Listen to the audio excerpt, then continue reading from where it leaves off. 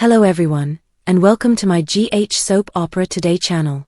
I hope everyone is having a wonderful day. Before we begin, please hit the subscribe button and give this video a thumbs up.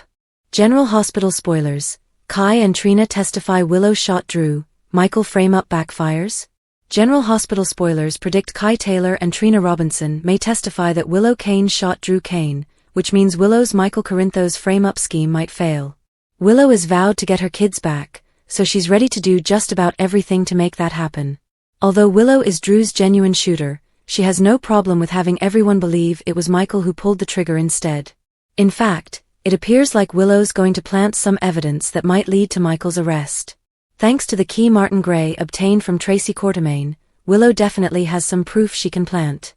ADA Justine Turner wants Nathan West to uncover anything concrete against Michael. If this case is going to move ahead, they need some proof that definitely ties to Michael being the gunman at Drew's residence.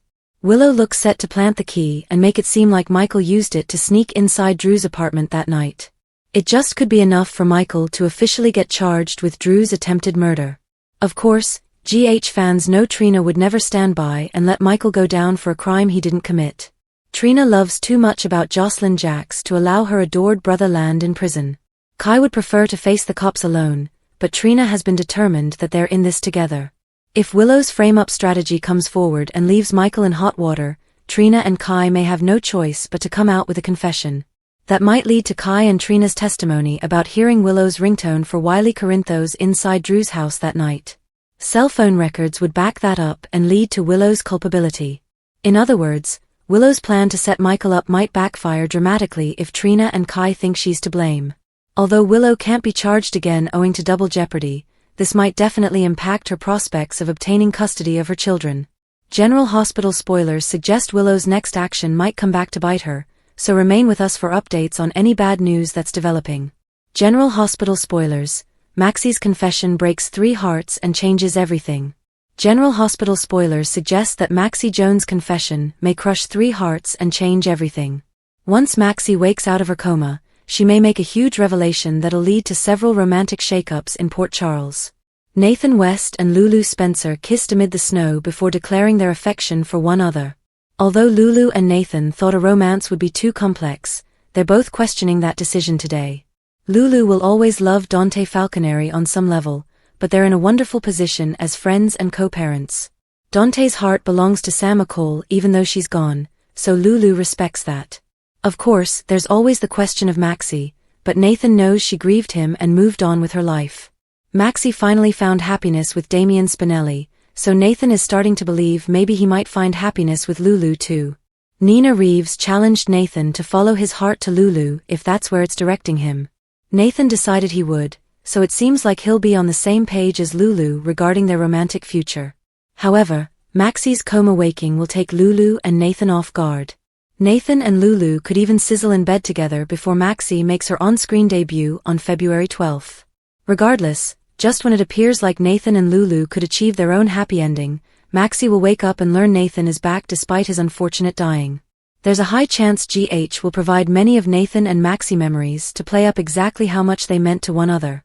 Nathan was the love of Maxie's life, so his reappearance may feel like a miracle, at least once she's satisfied that it's true.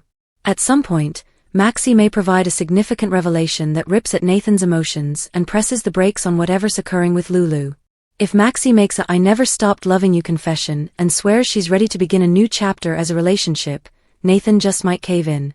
Nathan's feelings for Maxie may surge back harder than he imagined, or perhaps he could just feel forced to try given the circumstances. That doesn't mean Nathan's love for Lulu will go away, so his heart may ache if he has to push her away again. Likewise, Lulu will be upset if she's forced to stand aside after almost having a relationship with Nathan. Plus, Spinelli will suffer with some heartbreak of his own if Maxie chooses Nathan over him. No matter how it all goes down, General Hospital spoilers predict Maxie will get updates on some wild Nathan news once she wakes up, so don't miss the shockers ahead. The General Hospital switch so shocking, it has to be true.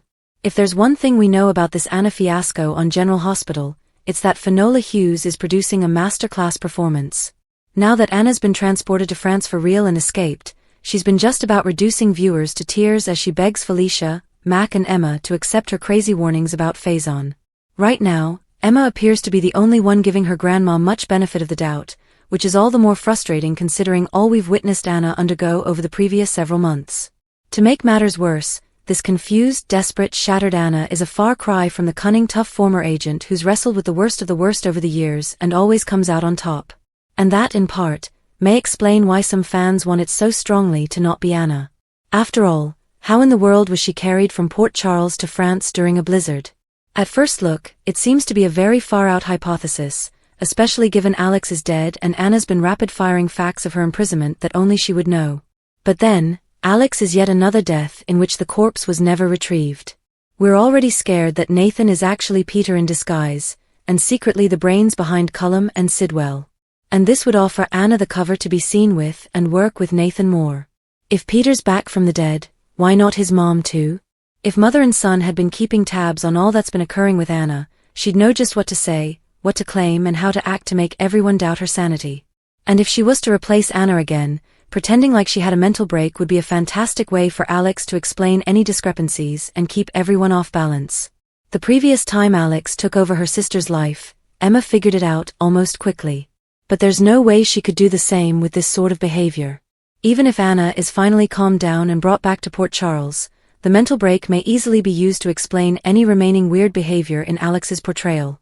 It's out there, certainly. It's definitely sort of crazy. But it would also be on track with all the other Faison-centric anomalies that have been going on.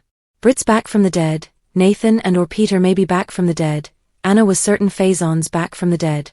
Why not Alex as well? If nothing else, that would explain how the heck they moved her during that snowstorm that went nowhere. Why won't you let this go? Trina is still dealing with the idea that Willow shot Drew and absolutely got away with it. We don't know what else she's capable of, she angrily reminds Kai. How much longer will Trina be willing to keep this secret? Power plays Willow herself is in the hospital, making plans to bring Drew home following the stroke she caused by injecting him with something. I'm the only one who can give him what he needs right now, she pleads to Liz. Can the nurse convince Willow that attempting to take care of Drew at home is more than she can handle? Curtis pays Alexis a visit in her legal office, where the attorney seeks to warn her buddy against his present course of action. Just because you can do it doesn't mean that you should, she advises. But will he listen? And what is he up to, anyway? Having came to a settlement with Willow to divide custody of the children's 60/40ths, Michael discusses this newest news with Carly and Sonny. The alternative to making this agreement was unacceptable, he reports to his parents. I had to put it to bed. Will they back their son's decision? Brooke Lynn was already battling with Chase over his stubborn supporting of Willow while she was on trial for shooting Drew, and now that he's certain Michael is guilty of the murder, things haven't gotten any better. Why won't you let this go? She asks him, irritated. So much for a nice lunch at Bobby's. General Hospital fans applaud Finola Hughes' performance. Hughes has once again demonstrated what a fantastic actor she is. General Hospital's Finola Hughes has not only established a legacy character in Anna, but she also gets to demonstrate her great talent. This week, she nailed the nail on the head. Key takeaways: Anna is pained, afraid, and desperate. Finola Hughes did a fantastic job with her scene in the mental institute. Fans are raving about her performance. Braden Bruner also performed a terrific job, and audiences are liking her. Anna's breakdown: Anna has been held prisoner, drugged, and mentally abused for months. Cullum and Sidwell dropped her someplace in France. She was so hysterical that the cops transported her to a psychiatric institute. When Felicia, Mac, and Emma were finally able to visit her, she was out of control. Her account seemed impossible, and her assertion that Faison was alive appeared ludicrous. Poor Anna. What many fans took away from these sequences was Hughes' acting abilities. Her portrayal of pained, desperate, and delirious was exquisite. Fans' praise Hughes undoubtedly illustrated why the Anna character has been cherished for decades. Viewers were chanting her praises. One Facebook user screamed, "The Emmy for Best Actress goes to Finola Hughes for this scene today. That was fantastic acting." Another added, "Finola's performance was perfect. Can't wait to see what's next." She was so convincing, a fan raved. It looked like it took a lot of energy. Great actress. She was amazing, summed it up. Honorable mention: Hughes was not the only performer garnering honors for that sequence. Many think Braden Bruner as Emma also made a stunning performance. One Facebook remark wrote, "I was crying so hard for Emma. I know that agony she was feeling, and she did a tremendous job conveying it." Another chimed in, "In my opinion, Braden Bruner aka Emma stole that entire scene. We all cannot wait to see what comes next for these characters. Great work." General Hospital's Michael Easton revisits his Port Charles roots with his on- and off-screen daughters. If you're like us and have been missing Finn and Violet in Port Charles, well then, we have a treat for you. On February 3rd, the former General Hospital actors were recently seen together on a red carpet, and can we just say, it made us miss Michael Easton and Jophiel Love even more. Easton posted 6 photos and a video from the event on his official Instagram and shared, "The vampires were out in Hollywood last night at the premiere of Luc Besson's Dracula, and I got to walk the red carpet with the coolest of them all, the amazing Jophiel Love, who was dressed in a black gown and cape to match while holding a red rose and jumped into the comments to reply, 'So happy you two came. What a great evening.'" In talking about how visually stunning the film is and how it features powerful performances by Caleb Landry Jones, Christoph Waltz, Zoe Blue and Raphael Luce, Easton added, "The night was extra special for me as I got to take my beautiful daughter Lila Bell." The former ABC soap fave is no stranger to vampires, having played the popular Caleb Morley on Port Charles from 2001 to 2003. In fact, his character and Livy, played by his former General Hospital castmate Kelly Monaco, were one of the hottest daytime couples around. It was so lovely to see these two together again, and getting a glance at Easton and his real-life daughter was a plus. GH's Willow taking care of Drew is a horror movie waiting to happen. Drew going home with Willow doesn't feel like rehabilitation, it feels like the beginnings of something far worse. General Hospital's Drew was sent home because Willow urged he go home so she could take care of him. That should have seemed like a relief, until you recalled she was the one who placed him in that position in the first place. After it was revealed that she shot him, and then we witnessed her cause a stroke, the very prospect of his being in her care gave us the willies. Not even Nina or Liesel understands what she's done, and consequently, can't conceive of the house of horrors that Drew would go home to.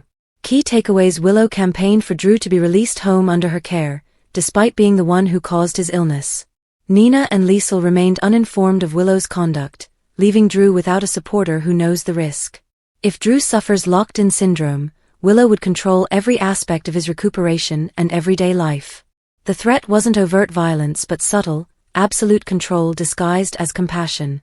Drew's actual anxiety is being confined, aware, and unable to persuade anybody believe him. The caretaker problem under Willow's roof, Drew's treatment stops being medical and starts becoming something far more personal, the type of arrangement that presents itself as therapeutic while quietly reducing his world down to one voice, one routine, one version of reality he can't disrupt. If he ends up having locked-in syndrome, as the doctors have theorized, that alone carries the cold of a Stephen King story. You can see his house now. Willow gets to pick what he recalls or forgets, and how much suffering for Drew is necessary to fuel her anger. She might interfere with his meds, giving him a bit too much or not enough. Physical therapy gets delayed because he isn't ready today. Visitors get postponed indefinitely because he gets overstimulated. On the surface, none of her conduct would come across as aggressive. His individuality will be smashed as Willow gets to dictate what he should and shouldn't do. She could continually torment him, and no one would know. How far will Willow go? What's particularly unnerving about the whole situation is the concept that Drew's intellect stays sharp as Willow hovers above him, reminding him of all his transgressions. Reminding him of people he's injured, always with the precise language of a woman who feels she's in the right. She could screw with him, and he wouldn't be able to tell her to stop. There's also the darker turns soaps like to circle, when caretaking slips into performance and Willow's desire to be needed overcomes Drew's need to recuperate, turning setbacks into something beneficial. A misstep gets explained away. A symptom becomes extended just enough to sound scary. A worry becomes exaggerated, so reliance feels fair. It isn't brutality for spectacle. It's something colder, a sense that prolonging his misery serves a purpose. If that tale plays out, Drew doesn't confront shackles or closed doors, simply a smiling caregiver who controls the universe, one little decision at a time, a circumstance where escape isn't about getting out but about being believed. That's why the concept of Drew going home with Willow doesn't read as comfort or closure. It reads as the moment the lights dim, the door closes, and the actual terror waits to see how far she's ready to go. Willow sneaks key on Michael's chain, Sonny wants Cullum dead.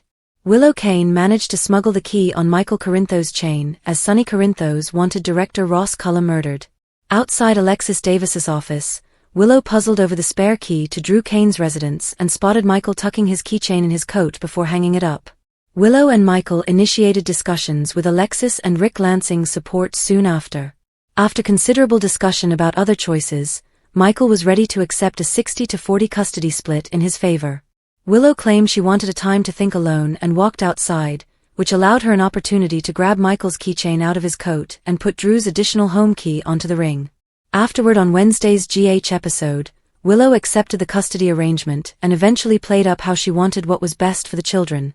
In Laura Collins' office, Jocelyn Jacks was there with Blizzard-related questions, but it appeared like a pretext to quiz Laura on the crystalline conspiracy.